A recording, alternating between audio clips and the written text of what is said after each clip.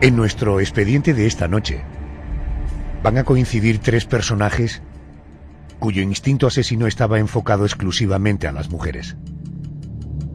Caso como el de Henry Howard Holmes y su tenebroso Hotel de los Horrores, o el de Gary Ridgway, apodado el asesino de Green River, o el de Henry Desiree Landru, conocido como el Barba Azul de Gambé.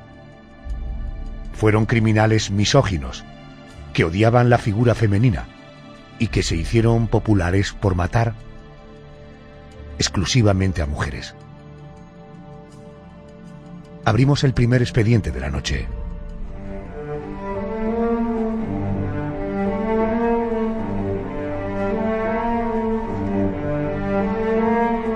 Como si se tratara de una macabra réplica del hotel de Norman Bates, el conocido como Castillo de Holmes abrió sus puertas el 1 de mayo de 1893, donde se alojaban mujeres que jamás saldrían de allí. En aquel establecimiento de 3 plantas y de aspecto siniestro, ideado por la sádica mente de Henry Howard Holmes, tenía una red de conductos ocultos y de sistema de gaseado, de montacargas y accesos secretos al subsuelo, y de un sótano dotado de un pozo de cal viva, de barriles de ácido y de hornos de carbón.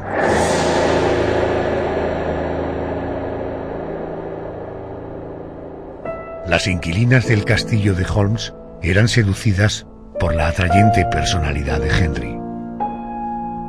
Él las empujaba a poner propiedades a su nombre, con la promesa de que pronto se casaría, pero la realidad era otra. Una vez alcanzaba sus objetivos, las mujeres eran gaseadas o dormidas con cloroformo. A veces, aquellas mujeres eran conducidas al calabozo, una habitación repleta de elementos de tortura. Tras la muerte, o incluso antes de morir, las víctimas eran introducidas en cal viva o rociadas con ácido para hacer desaparecer cualquier pista. En otras ocasiones, los hornos devoraban sus cuerpos.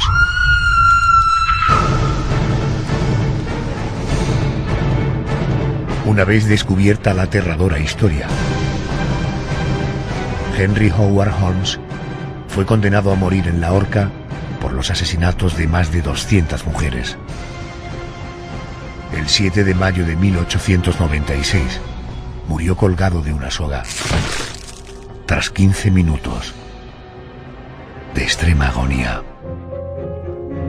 José Manuel Frías, buenas noches y bienvenido. Buenas noches, Adolfo.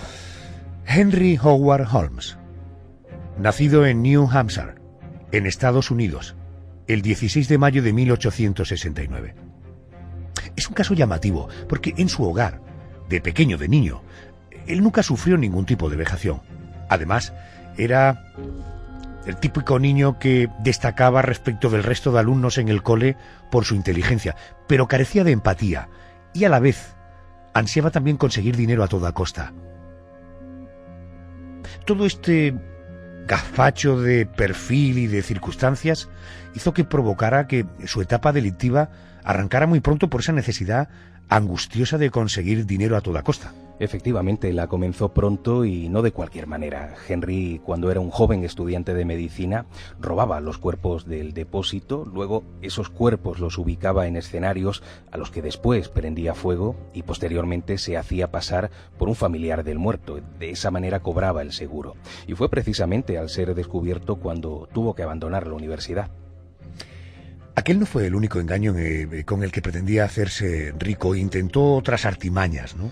Pues sí, algo después dijo haber inventado una máquina para convertir el agua en gas. Incluso una empresa de Canadá le pagó $2.000 por aquella patente, pero luego se descubrió que todo era debido a una derivación del conducto de gas del propio edificio. Pero Henry no se detuvo ahí. Nuestro protagonista anunció que había descubierto una veta de agua curativa en el sótano de su casa. Aquello provocó una avalancha de enfermos que acudían a comprarle botellas, aunque luego salió a la luz que la veta era pues otra nueva derivación, en este caso del agua comunitaria. Buscando nuevas maneras de obtener dinero fácil, Henry Howard Holmes logró engatusar a la viuda de un farmacéutico, a la que después asesinó a hachazos para quedarse con el negocio familiar.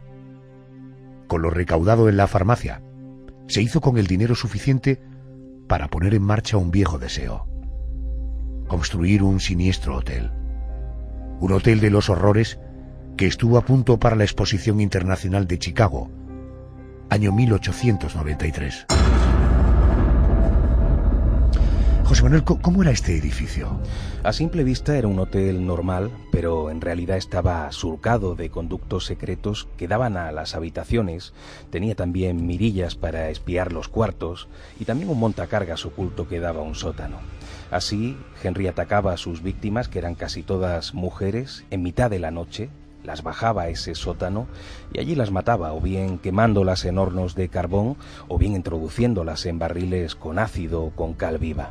Pero aparte de eso, Adolfo, nuestro protagonista creó una habitación a la que le puso el nombre de El Calabozo, en la que torturaba a sus víctimas de 1000 maneras. Hemos contado que el modus operandi de Henry Howard Holmes para deshacerse de los cuerpos de sus víctimas era introducirlos en cal viva, en barriles de ácido o en hornos de carbón.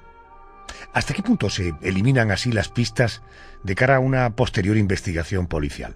Se lo vamos a preguntar al antropólogo forense Francisco Echeverría, profesor titular de Medicina Legal en la Universidad del País Vasco y subdirector del Instituto Vasco de Criminología. Doctor Echeverría, muy buenas noches y bienvenido a COPE. Buenas noches.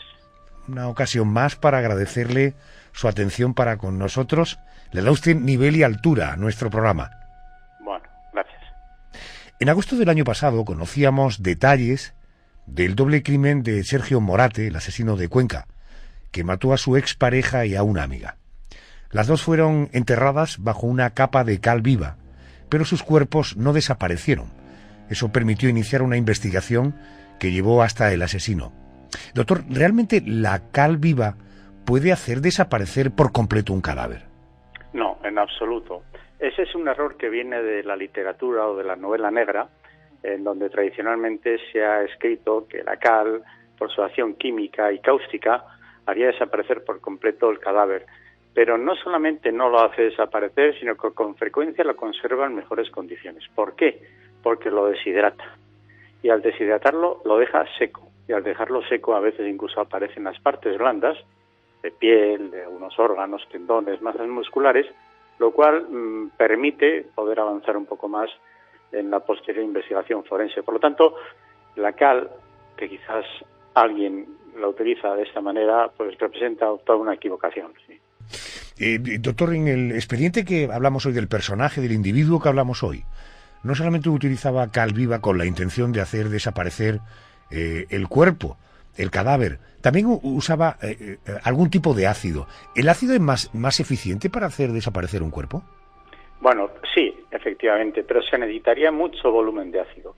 Por ejemplo, hay descripciones forenses de crímenes que han intentado hacer desaparecer el cuerpo, el cadáver entero, con todas sus partes blandas, introduciéndolo en una cisterna o en una bañera, incluso en casa. Bueno, pues eso es realmente difícil. Uno tiene que ser un artista o casi tener volúmenes de líquido de carácter industrial.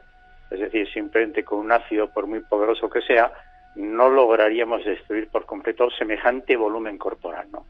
Y cuando uno lo intente, además, en un procedimiento así como muy artesanal, doméstico, quiero decir, es más fácil que destruya todas las cañerías de la conducción de la casa, incluyendo la bañera, que no el cadáver entero.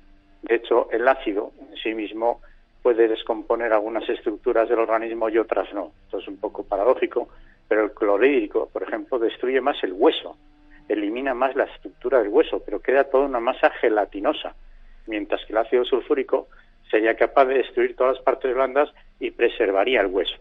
Por lo tanto, salvo algún ejemplo que en España se ha dado, como el de un niño desaparecido que iba en el camión de su padre que tuvo un accidente y el camión transportaba muchísimo ácido y ahí se sospechó que semejante volumen quizás hizo desaparecer por completo a aquel niño, al que nunca se encontró. Yo creo que en lo demás también representaría pues un error absoluto intentar hacer desaparecer el cadáver con los propios ácidos. En todo caso, en el caso que hoy estamos abordando, se habla de la cal viva, del ácido. Uno puede ir a una tienda y comprar estas sustancias con absoluta facilidad. Sí, sí. Por ejemplo, el óxido de cal, o sea, la cal viva se puede adquirir en establecimientos dedicados a la construcción. No todos lo tendrán, pero desde luego siempre habrá alguno cerca. Y luego estaría el hidróxido de cal, que es la propia cal viva mezclada con agua. Hay que decir que esos elementos son muy cáusticos y que hay que andar con mucho cuidado, y también los ácidos, claro. Es decir, que si a uno le cae eso a la mano, el óxido de cal seguramente tiene que ir a urgencias y se tiene que proteger con mascarilla, y no digo nada en las mucosas de los ojos, etcétera. Es decir, todo esto está sujeto a unas medidas de precaución, pero desde el punto de vista comercial se pueden conseguir fácilmente. Uh-huh. Doctor Henry Howard Holmes, a quien dedicamos hoy nuestro expediente de la Crónica Negra, también hacía desaparecer los cuerpos introduciéndolos en un horno de carbón. Hace algunos años se enfrentó usted a la investigación precisamente de la muerte de 2 niños asesinados por su padre e incinerados en su propia vivienda. Me refiero al caso Bretón. Pero allí quedaron restos que fueron razonablemente fácilmente identificables. ¿Es difícil reducir completamente a cenizas un cadáver? Sí, vamos a ver, cuando se produce una incineración, eso es la combustión completa, tal y como se hace, por ejemplo, en las empresas funerarias, el hueso queda fragmentado en porciones de todos los tamaños, algunas equivalentes a la playa, pero otros trozos son identificables macroscópicamente. De hecho, en las incineraciones normales, digo, de funeraria, una vez de que se ha quemado el cadáver, luego trituran el hueso, es decir, lo muelen para evitar que precisamente un familiar pudiera interpretar pues un fragmento de mandíbula, una parte de un diente, una falange entera de un dedo, etcétera. Es decir, hay que triturarlo todavía más. Ahí no queda nada de materia orgánica y todo el elemento es casi como pétreo, para entendernos, tipo mineral. Pero morfológicamente se puede interpretar, que es lo que pasó en la finca de las Quemadillas, donde el señor Bretón reconoció que él había hecho una hoguera la misma tarde en que desaparecieron sus hijos, y precisamente la hoguera intervenida por la policía permitió encontrar entre las cenizas trozos de estos niños que yo pude identificar posteriormente, incluso reconstruyendo porciones más largas, es decir, cada trozo, como si fuera un puzzle, se puede ir colocando en su sitio y así lograr resolver pues incluso la longitud de 1 o 2 huesos y a través de ahí incluso la estatura. En fin, es decir, una incineración, por poderosa que sea, siempre dejaría este tipo, entre comillas, de residuo que luego, desde el punto de vista forense, se podría analizar. Uh-huh. Hay, no obstante, algún ejemplo en España de accidentes laborales que se han producido en empresas de la siderurgia, donde un trabajador se ha caído al horno, pero claro, son hornos industriales, y la colada incluso de hierro fundido se le ha caído encima y prácticamente se ha extinguido como si uno quemara un periódico, donde lo que queda es prácticamente nada. Oiga, ¿solo con cenizas o con restos disueltos por completo en cal viva o en ácido se puede averiguar el ADN? Pues la temperatura, desde luego, estropea inmediatamente las proteínas y degrada el ADN. Por encima de los 100 grados ya hay todo un problema. Esto es que si se cuece una estructura orgánica, ya se malogra la oportunidad de obtener ADN. Y si la temperatura está por encima de los 300 grados, como puede ser una carbonización, pues entonces ya es completamente imposible. Ahora, eso tiene que ser en la estructura entera del organismo. Por ejemplo, en los accidentes de tráfico, un cuerpo puede quedar carbonizado y puede tener partes destruidas completamente y, sin embargo, otras internamente un poco mejor preservadas. Y entonces ahí puede haber suerte y se puede obtener ADN. Pero esto para el calor. Si lo hablamos de los ácidos, pueden destruir de tal manera, si al menos uno es muy eficaz y tiene mucho volumen de ácido, como para que sea completamente imposible rescatar el ADN. Con todo, cada ejemplo puede ser distinto y muchas veces los criminales no dominan la totalidad del problema. Y como solemos decir, pues salvo que uno sea un genio, siempre dejan algún fleco suelto dentro de lo imprevisible, en que tiene que ser intentar casi desesperadamente deshacerse de un cadáver y por lo tanto a partir de ahí incluso identificarlo. Piensen ustedes que hasta incluso las larvas de los insectos que colonizan un cadáver pueden llegar a tener ADN del cadáver, en tanto que estuvieron ingiriendo o alimentándose de ese cuerpo y por lo tanto igual no queda cuerpo, pero sí quedan larvas. y de las larvas sería factible sacar el ADN. Voy con la última, doctor. No sé si es fácil y científicamente se ha podido comprobar esto que le voy a preguntar. En el caso de Henry Howard, este asesino a veces aturdía a sus víctimas y las introducía vivas en el horno. Oiga, una muerte así, ¿cómo la puede sentir el que muere? Cuando te queman vivo, quiero decir.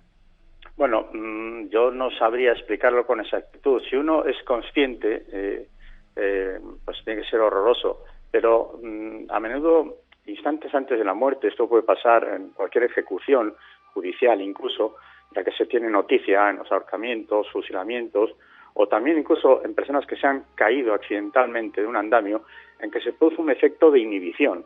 Es decir, el cuerpo, la persona, en tanto que sabe lo que se le avecina, instantes más adelante, se inhibe y se produce un reflejo, digamos, como si perdiera uno la conciencia. Hay algunas imágenes muy terribles de crímenes que se han producido en concreto en México, en temas de mafias, etcétera, relacionados con el narcotráfico, donde están matando a uno detrás de otro, troceándoles con machete. Y lo que se ve en esas imágenes es que el que le están matando, pues naturalmente está ya prácticamente inconsciente. Pero el siguiente que está esperando, porque sabe que en un minuto le toca a él, ese prácticamente tiene un efecto de inhibición y está absolutamente ido, y por lo tanto igual ni siquiera va a experimentar la conciencia del dolor, o la conciencia del dolor. Bueno, se puede expresar también de otras muchas maneras, pero no va a saber prácticamente ni lo que le está pasando en esos últimos segundos, por así decir. Una especie de mecanismo de autodefensa, ¿no? Sí, que se ha descrito en personas que se han caído a altura, por ejemplo, trapecistas, que cuando se ven que van a chocar contra el suelo, no sienten el golpe, pero unos minutos más tarde, cuando se están reanimando, es cuando sienten el gran dolor, pero prácticamente perdieron la conciencia como mecanismo de inhibición, que es un mecanismo de defensa del propio del cerebro. Correcto. Profesor, a pesar de los contenidos de las conversaciones que mantenemos usted y yo en la radio, sigue siendo un placer hablar y entender de una manera tan fácil como explica las cosas. Profesor, gracias por atenderme. Muchas gracias. José Manuel, vuelvo contigo. Una vez descubiertas las andanzas de Henry Howard Holmes, ¿qué condena se le impuso? Pues Henry fue condenado a morir en la horca, en la que falleció el 7 de mayo de 1896 en la propia prisión de Motamensing. Cuando su cuerpo se precipitó por la trampilla del cadalso, el cuello no se partió, lo que provocó que agonizara contorneándose con la soga al cuello durante 15 eternos minutos. Este libro del Hotel de los Horrores, esta historia va a formar parte de la colección Mi Expediente Favorito. Va a ser el tercer libro, por tanto, ahora en septiembre será el libro que salga. Efectivamente, un personaje fascinante al que se le da vida en esa obra, y yo creo que bueno, el lector va a disfrutar conociendo no solamente un 100% de información verídica basada en documentos y en archivos policiales, sino también ver cómo de alguna manera se relacionaba con la gente de su entorno. Eso es lo bonito de este tipo de obras, que están noveladas, basadas en la realidad, pero cobrando un poco vida al personaje. Los seguidores de José Manuel Frías van a poder disfrutar porque él es precisamente el autor de este tercer libro. Vamos ahora a otro punto de Estados Unidos.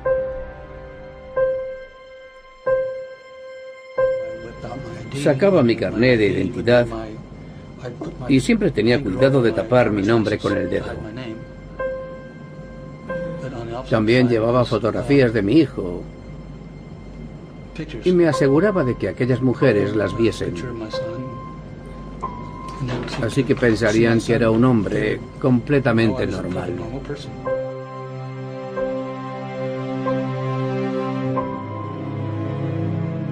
Una noche más, la furgoneta comenzó a rodar por los callejones en los que se apostaban prostitutas en cada rincón.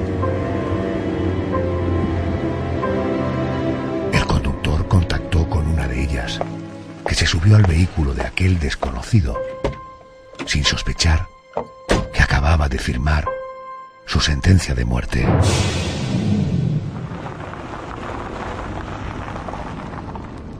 se marcharon a lo más profundo del bosque surcado por el río Verde.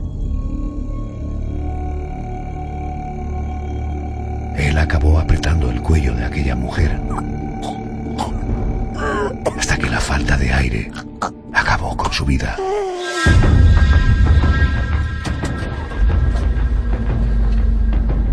El estrangulador de Green River recorrió varios cientos de kilómetros hasta llegar a un lugar donde se encontraban los cadáveres semienterrados de varias mujeres.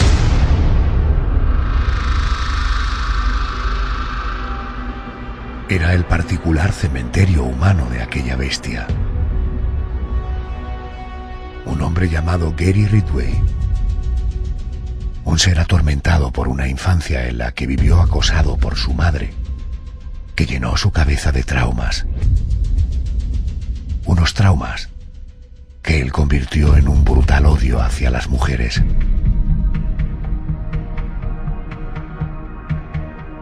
De vez en cuando, el asesino regresaba a aquel siniestro lugar, aquel cementerio que él mismo había creado.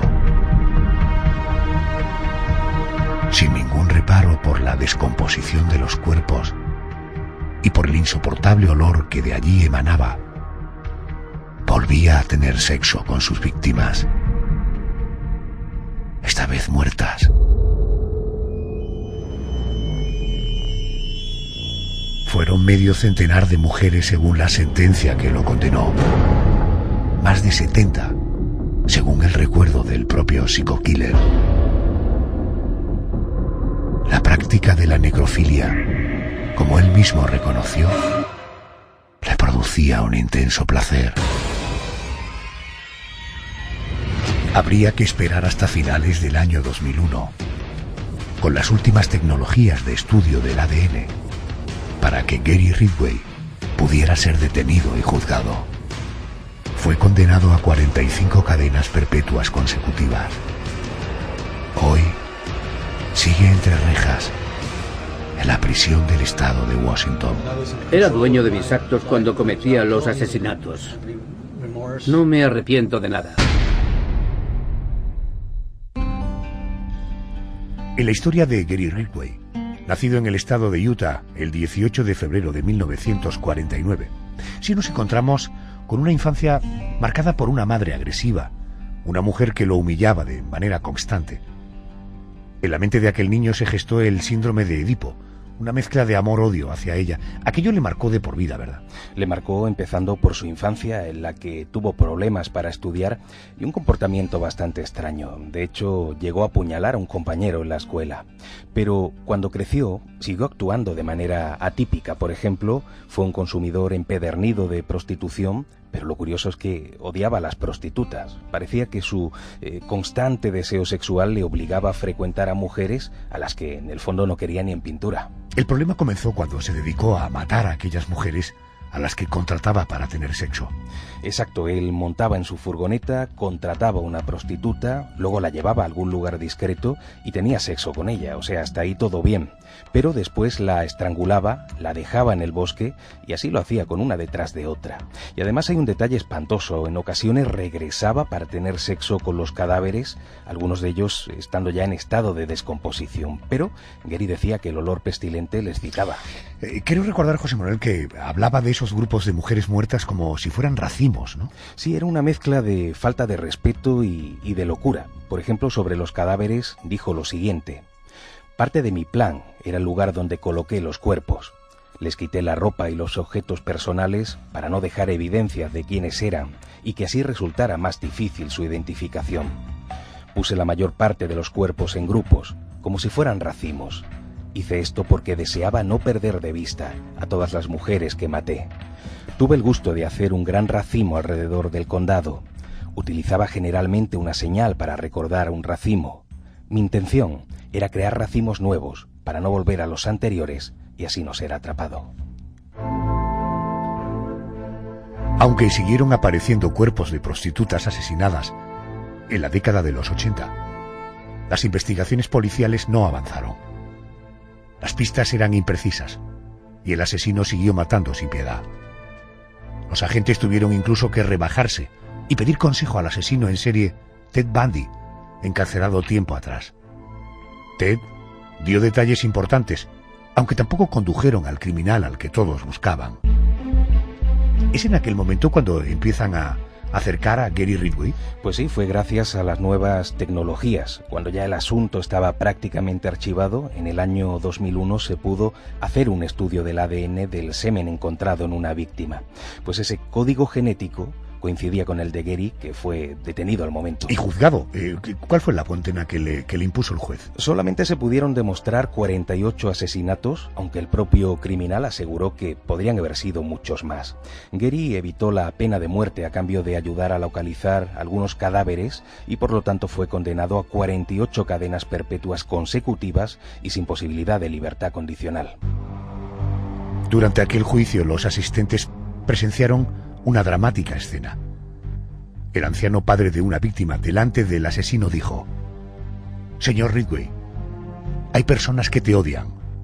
Yo no. Has hecho que sea difícil cumplir con mis creencias. Dios dice que debemos perdonar. Estás perdonado».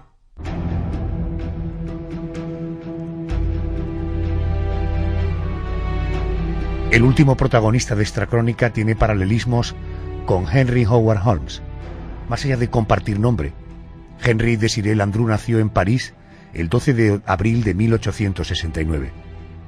Nació en una familia que lo quería y lo mimaba, y desde niño destacó por su gran inteligencia. Le gustaba la música y la literatura. Años más tarde se casó, pero le fue muy difícil conseguir dinero para llevar a casa. Entonces, José Manuel optó por el camino más fácil, ¿verdad? Y el más fácil era la delincuencia. Él estuvo encarcelado varias veces por robo, por fraude, pero en un momento determinado descubrió que había una forma de lograr dinero rápido, que era seduciendo a viudas para luego matarlas y quedarse con su dinero. ¿Su primer asesinato? Pues Henry puso primeramente un anuncio en el periódico a finales de 1914 y en él decía: viudo, 2 hijos, 45 años, solvente, afectuoso, serio y en ascenso social, desea conocer a viuda con deseos matrimoniales. Pues bien, la primera viuda, la que seleccionó, fue Jean Couchet, que contaba con 5.000 francos ahorrados, y en enero de 1915 mató a la mujer, mató también a su hijo, a los 2 a hachazos, y quemó los cuerpos en la chimenea. Bueno, vendrían muchos más asesinatos. Nos encontramos con un proceso judicial complicado ante la falta de cadáveres, ya que todos habían sido quemados en la chimenea de la casa de campo del asesino, pero todas las evidencias conducían a él. ¿Cuál fue su condena, José Manuel? El 30 de noviembre de 1921 lo condenaron por 11 asesinatos, aunque según algunos investigadores la cifra podría haber alcanzado los 300. El 25 de febrero de 1922, una multitud acudió a ver su ejecución por decapitación. Su cabeza, la cabeza que rodó por el suelo al caer la hoja de la guillotina, se conserva momificada en el Museo de la Muerte en Los Ángeles, en California. Su historia nunca fue olvidada. Al igual que Henry Howard Holmes y Gary Ridgway, Henry Desiré Landru ha quedado en la memoria popular como uno de los monstruos más despiadados que ocupan las páginas de la Crónica Negra Universal. Bueno, hasta aquí este recopilatorio estival de las crónicas negras de la temporada. José Manuel, la temporada que viene continúas con nosotros, afortunadamente. Cambiamos de día, te encontraremos los domingos y por tanto el domingo 3 de septiembre contaremos los pormenores y novedades que presentará la Crónica Negra. Pues sí, será un placer estar en ese inicio de temporada presentando nuevos casos, desde luego impresionantes. Gracias y hasta la semana que viene. Gracias. Buenas noches.